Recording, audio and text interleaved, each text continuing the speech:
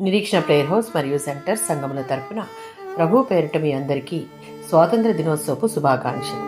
ఈ దినపు దేవుని వాగ్దానం 122వ సంకీర్తన 7వ వచనం.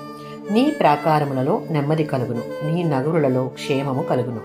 122వ సంకీర్తన యాత్ర కీర్తన. పండుగ సమయాలలో ప్రజలు యెరూషలేమునకు వెళ్తూ పాడే కీర్తన ఇది.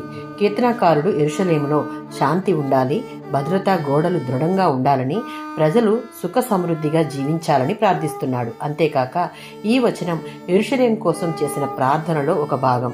ప్రాకారము అనగా గోడలు. ఇవి నగరం లేక దేశం యొక్క రక్షణ, భద్రత, శత్రువుల నుండి కాపాడుటకు సంకేతం.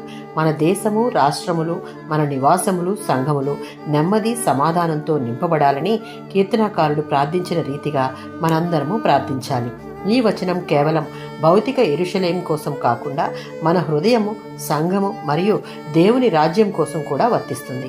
జకర్యా గ్రంథం 2:5లో ఉన్నట్లుగా దేవుడు మన జీవితాన్ని రక్షించే గోడ వంటివాడు. ప్రార్థన, వాక్యము, విశ్వాసము మనకు సాతాను మనలను ఆత్మీయంగా బలహీనపరచకుండా, దేవుని నుంచి దూరం చేయకుండా ఉండే ఆత్మీయ గోడలు.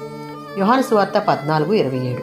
యేసుక్రీస్తు ఇచ్చే శాంతి లేక సమాధానం ఈ లోకంలో లభించే శాంతికి చాలా భిన్నమైనది.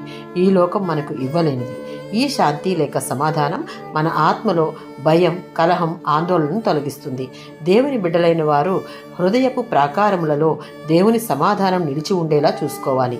మన ఇళ్ళు, సంఘము, దేశము యొక్క శాంతి, సమృద్ధి పొందేలా అనుదినం ప్రార్థించాలి. అప్పుడు మన యొక్క ప్రతి ప్రాకారములలో నెమ్మది, క్షేమము, సౌభాగ్యములతో నింపి దేవుడు మనలను ఆశీర్వదిస్తాడు. ఆమేన్.